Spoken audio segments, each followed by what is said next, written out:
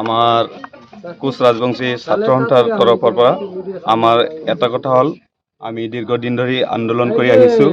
চৰকাৰে আমাক প্ৰতাৰণা কৰি আছিল কাৰণে আমি ন্যায্য দাবী আজিলৈ পোৱা নাই।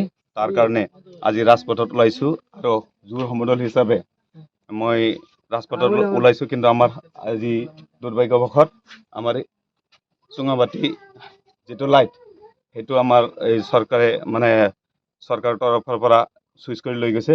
সেইকাৰণে আমি ৰাজপথত এনেকে আন্ধাৰত ওলাইছোঁ। গতিকে এইখিনি আমি মোবাইল ফ্লেগ জ্বলাই তাৰপিছত আমি সমদলত ওলাইছোঁ।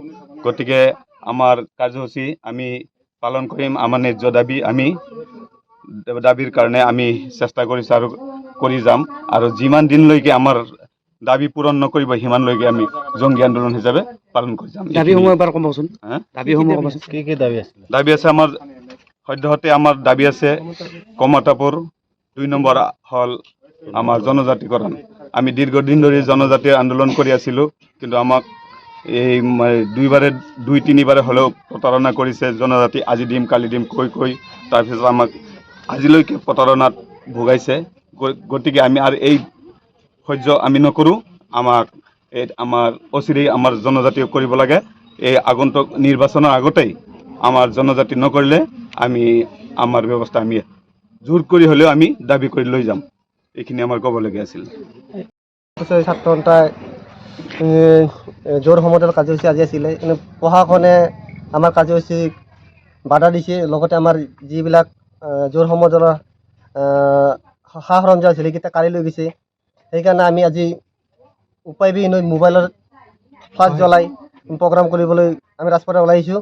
আৰু চৰকাৰখনে যদি আমাক এনেকৈ বাৰে বাৰে প্ৰতাৰণা কৰি থাকে আৰু আমি দেশত গণতান্ত্ৰিক আন্দোলন কৰিব নোৱাৰোঁ, প্ৰশাসনে আমাক বাধা দিয়ে, এনেকৈ হ'লে চৰকাৰ আৰু বেছি দিন নিটিকে। আমি অসম আৰু ভাৰত চৰকাৰক সকীয়াই দিছোঁ।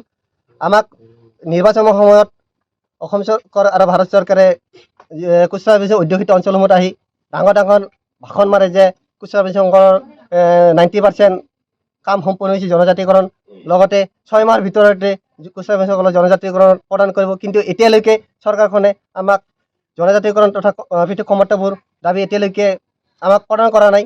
আৰু চৰকাৰখনক মই এই কাৰ্যসূচীৰ জৰিয়তে মই সকীয়াই দিব বিচাৰিছোঁ যে অতি শীঘ্ৰে যদি অসম চৰকাৰ তথা কেন্দ্ৰীয় চৰকাৰ যদি আমাক জনজাতিকৰণ তথা পৃথক কমতাপুৰ ৰাজ্য প্ৰদান নকৰে, আমি ইয়াতকৈ জংগী আন্দোলন কৰিবলৈ বাধ্য হ'ম। আৰু বিজেপি কাৰ্যসূচী হাতত ল'বলৈ আমি বাধ্য হ'ম। লগতে আমি আমাৰ যিবিলাক কুচৰা বেছি অধ্যুষিত অঞ্চল আছে আমি ঘৰে ঘৰে সোমাই বিজেপি কাৰ্যসূচী কৰিম আৰু ইতিমধ্যে কৰিম। আৰু আমি এইকেইদিন ভিতৰতে আমি কাৰ্যসূচী হাতত ল'ম। সমাগত লোকসভা নিৰ্বাচনত আমি বিজেপি কেনেকৈ গাড়ীৰ পৰা ওফৰাব লাগে আমি সেই চিন্তা চৰ্চা আমি সৰু কুচৰা ছাত্ৰ সন্থাই চিন্তা চৰ্চা কৰিম। আৰু আমি নিশ্চয় আমি এইবাৰ 2024 লোকসভা ইলেকশ্যনত বিজেপি চৰকাৰক আমি অসমৰ পৰা চিৰবিদায় দিম বুলি আশা আছে।